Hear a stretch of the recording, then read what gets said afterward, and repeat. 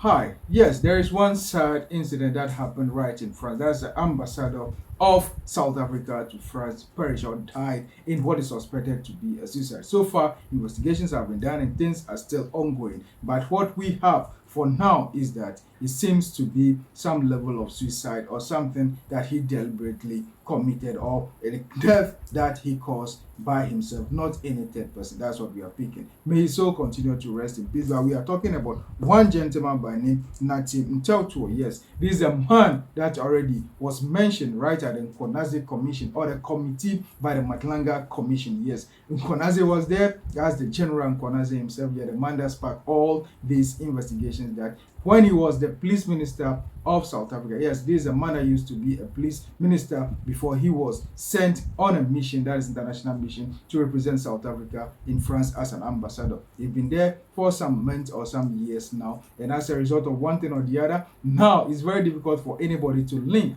whether he's mentioned or his name being mentioned at a commission as a corrupt person or alleged corrupt person or someone that is been implicated in this whole investigation. Was that and what necessitated him or what forced him to commit suicide or kill himself, or is something else? And it can also be as a result of the cartels, because when you deal with cartels, because the allegation is someone that even said at a meeting with General Nkonazi, all these things are allegations though, and now he's no more. He won't be there to tell his side of the story, but there was someone present together with him as well as Nkonazi before he was trying to convince Nkonazi that a case must be dropped as a police minister. Yes, we will not go into detail because this man has passed away. We all need to leave the family to mourn. But when you take a look at the whole genesis of this whole thing, yes, it's a bit suspicious because the story is telling us that this is the man that was lodging at a hotel. I'm talking about 22-floor hotel, yes. And they said that he jumped or he fell and he died. But at the end of the story, we are hearing or reading all over the place that he was found right in a room somewhere.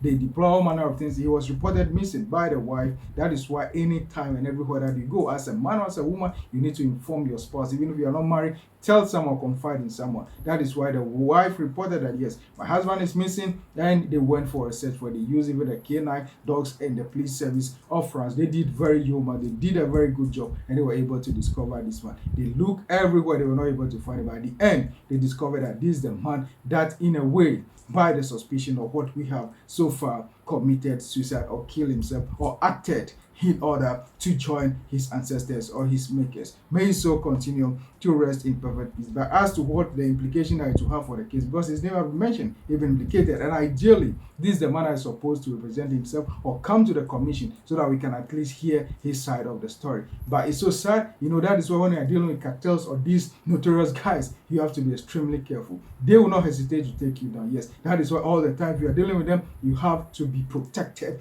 You have to take care of yourself and be very smart about the way you deal with. If the time comes for someone to go ahead to go, no one is saying that that's what happened, but generally that's how these bad guys operate. If the time comes for them to take you down, for them to survive, they will definitely do that, especially if you have many secrets and many things on them or in your mind about them. That is why everyone has to be very careful and to be free of crime or anything that will cause you harm. But may his soul continue to rest in perfect peace. This is a gentleman that this whole thing happened right in France, and he will be taking, his body will be taken back to South Africa for the necessary preparations towards burial. May his soul continue to rest in perfect peace. Maybe the third person that was at the meeting before General Nkonazi spoke to him together with the man allegedly asking him to withdraw a case, that third person will be able to come out, whether to support what General Nkonazi is saying or said at a commission, or said that yes, truly